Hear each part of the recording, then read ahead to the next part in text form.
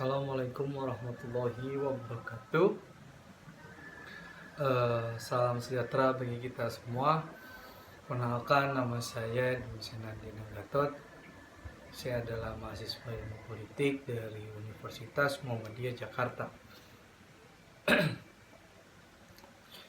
Puji syukur kita panjatkan kepada Tuhan Yang Maha Esa karena berkat rahmat dan hidayahnya, alhamdulillah kita semua dapat diberikan nikmat iman dan nikmat yang sangat luar biasa di tengah pandemi COVID-19 ini.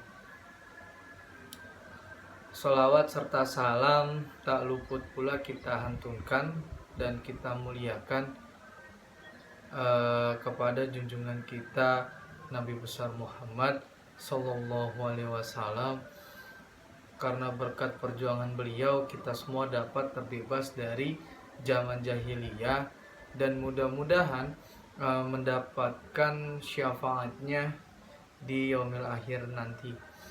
Amin amin ya Allah ya rabbal alamin. Yang terhormat Bapak Dr. Muhammad Nasi selaku dosen kami dari Fisip UMJ yang telah memberikan sebuah tugas untuk membuat video, dan saya akan membahas video tentang naskah akademik. Nah, peraturan naskah akademik peraturan perundang-undangan. Nah, jadi sebelum peraturan perundang-undangan sebelum dirancang menjadi rancangan peraturan perundang-undangan atau ranper undang-undang, harus di peraturan perundang-undangan harus dibuatkan terlebih dahulu naskah akademiknya. Nah, sebelum tahun 1976, apa yang kini dikenal dengan naskah akademik sering disebut dengan naskah rancangan undang-undang. Nah, naskah akademik disusun sebagai hasil kegiatan yang bersifat akademis sesuai dengan prinsip-prinsip ilmu pengetahuan yang rasional, kritis, objektif, dan impersonal sebelum berubah menjadi naskah politis dan naskah hukum. Kegunaan naskah akademik merupakan bahan awal, yaitu first draft. Dan bagi perancangan suatu aturan, mempermudah legal drafter dalam merumuskan norma-norma hukum dan substansi suatu rancangan peraturan. Naskah akademik semakin penting sebab para pengambil keputusan atau decision maker mensyaratkan keberadaannya sebagai dasar dalam pengajuan prioritas program legislasi nasional atau biasa kita sebut sebagai prolegnas maupun daerah atau prolegda. Nah, pada pasal 1 angka 11 Undang-Undang Nomor 12 Tahun 2011 dijelaskan bahwa naskah akademik adalah naskah hasil penelitian atau pengkajian hukum dan hasil penelitian lainnya terhadap suatu masalah tertentu yang dapat dipertanggungjawabkan secara ilmiah. Nah, mengenai pengaturan masalah tersebut dalam suatu rancangan undang-undang. Rancangan peraturan daerah provinsi, rancangan peraturan daerah kabupaten atau kota sebagai solusi terhadap permasalahan dan kebutuhan hukum masyarakat. Naskah akademik adalah naskah yang dapat dipertanggungjawabkan secara ilmiah mengenai konsep yang berisi latar belakang, tujuan, penyusunan, sasaran yang ingin diwujudkan dan lingkup, jangkauan objek, serta arah pengaturan rancangan undang-undang Pemaksara dalam menyusun rancangan undang-undang dapat lebih dahulu menyusun naskah akademik mengenai materi yang akan diatur dalam peraturan perundang-undangan. Jadi naskah akademik tidak sama dengan rancangan undang-undang. Jadi naskah akademik merupakan naskah awal berdasarkan temuan penelitian ilmiah yang dijadikan dasar menyusun rancangan undang-undang.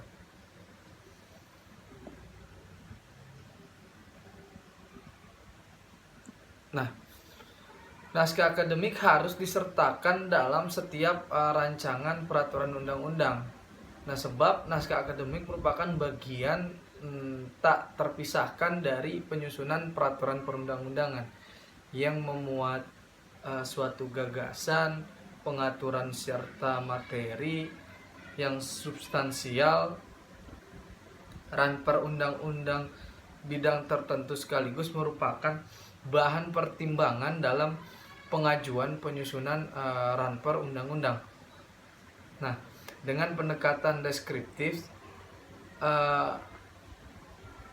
konsep dasar hukum dan teknik penyusunan naskah akademik peraturan perundang-undang atau pengertian naskah akademik untuk pertama kali. Pengertian naskah akademik dikemukakan oleh Mukhtar Kusumaatmadja. Nah, pada tahun 1976 dengan istilah konsep naskah RUU, kemudian Badan Pembinaan Hukum Nasional (BPN) pada tahun 1979 secara resmi menggunakan istilah naskah akademik sebagai ganti dari istilah naskah rancangan undang-undang pada tahun 1976 dan naskah ilmiah rancangan undang-undang pada tahun yang sama sampai dengan 78 secara bahasa. Nah, naskah berarti rancangan atau tulisan yang masih dasar dan akademik. Nah, memiliki arti yang bersifat ilmu pengetahuan apabila dirangkai, maka naskah akademik memiliki pengertian rancangan berupa tulisan yang masih dasar yang bersifat akademis atau ilmu pengetahuan. Nah, sedangkan menurut istilah Jimli As-Siddiqi membedakan antara naskah akademik, naskah politis, dan naskah hukum. Nah, pertama, naskah akademik. Nah, berbeda dengan bentuk atau format rancangan undang-undang yang sudah resmi. Naskah rancangan akademis disusun sebagai hasil kegiatan yang bersifat akademis sesuai dengan prinsip-prinsip ilmu pengetahuan yang rasional, nah kritis, objektif, dan impersonal. Nah, kedua, naskah politis setelah naskah akademik atau rancangan undang-undang akademik draft diputuskan oleh pemegang otoritas politik menjadi rancangan undang-undang yang resmi, maka sejak itu berubahlah status rancangan undang-undang itu menjadi naskah politik atau political draft. Nah, ketiga, naskah hukum. Nah, setelah rancangan undang-undang disetujui bersama oleh DPR dan pemerintah, maka selambat-lambatnya 30 hari harus ditandatangani oleh presiden, dan bila tidak ditandatangani dinyatakan sah berdasarkan ketentuan dalam pasal 20 ayat 5 Undang-Undang Dasar tahun 1945. Nah, jadi sejak saat itu naskah politis berubah menjadi naskah hukum. Bedanya dengan perda, pada dasarnya perancangan perda sama dengan proses perancangan undang-undang di tingkat pusat, yang di perencanaan, penyusunan, pembahasan, pengundangan, sosialisasi. Namun bedanya adalah dalam rancangan perda sebelumnya Jadi rancangan perda ini sebelum diundangkan terlebih dahulu perda melewati proses evaluasi dan klarifikasi yang dilakukan oleh Kementerian Dalam Negeri. Sementara menurut pengertian yuridis dalam keputusan Kepala Badan Pembinaan Hukum Nasional ini pada tahun 1994 kalau nggak salah, tentang petunjuk teknis penyusunan naskah akademik peraturan perundang-undangan adalah naskah awal yang memuat pengaturan materi-materi perundang-undangan bidang tertentu yang telah ditinjau secara sistematik, holistik, futuristik dalam peraturan Perpres nomor 66 tahun 2005 tentang tata cara mempersiapkan rancangan perancangan peraturan pemerintah dan rancangan peraturan presiden. Nah, naskah akademik adalah naskah yang dapat dipertanggungjawabkan secara ilmiah mengenai konsepsi yang berisi latar belakang, tujuan penyusunan, sasaran yang ingin diwujudkan, dan lingkup jangkauan suatu objek atau arah pengaturan substansi rancangan peraturan perundang-undangan.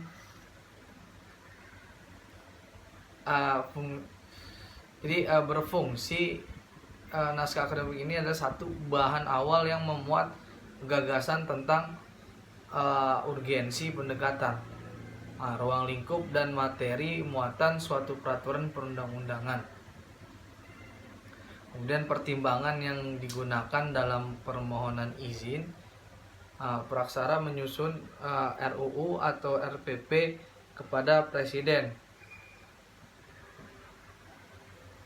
Nah, bahan dasar bagi penyusunan rancangan peraturan perundang-undangan itu adalah naskah akademik. Jadi kita bisa lihat, kita bisa kenal bahwa sebelum memulai atau bahkan sebelum membuat satu susunan rancangan undang-undang, perlu adanya kita memahami terkait masalah naskah akademik. Kita buat dulu naskahnya. Nah, naskah yang sementara untuk apa?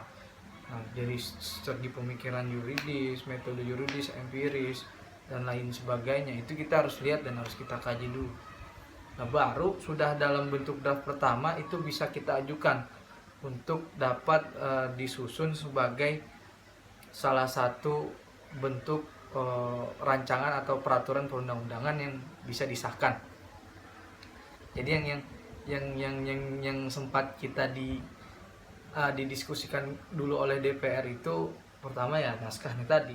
Nah, itu tata cara bagaimana kita bisa menjadi atau bisa membuat suatu peraturan perundang-undangan yang Indonesia. Ternyata banyak prosesnya, dan naskah akademik ini adalah salah satu proses yang harus dilalui oleh lembaga negara seperti eksekutif, yudikatif, dan legislatif.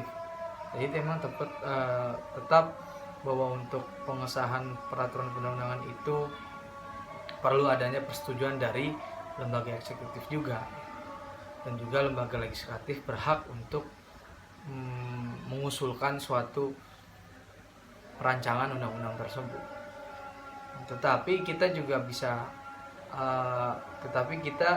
harus menyusun naskah akademiknya dulu dalam bentuk draft dan file untuk dapat didiskusikan kembali dalam rapat sidang paripurna, kemudian dikirim ke balek dan lain sebagainya. Jadi cukup ribet dan banyak prosedurnya, nggak semata-mata dalam membuat undang-undang tuh kayak gitu aja, enggak. Harus ada proses yang benar-benar kita lewati, harus ada proses yang benar-benar kita jalankan, dan di situ maka bisa dibentuk salah satu bentuk undang-undang yang konkret yang kiranya bisa memberikan suatu kemanfaatan bagi masyarakat khususnya. Nah, mungkin itu saja yang dapat saya sampaikan. yang salah datangnya dari saya, yang lebih datangnya dari Allah. Semoga bermanfaat. Billahi fisabilillah wastabiqut khairat. Assalamualaikum warahmatullahi wabarakatuh.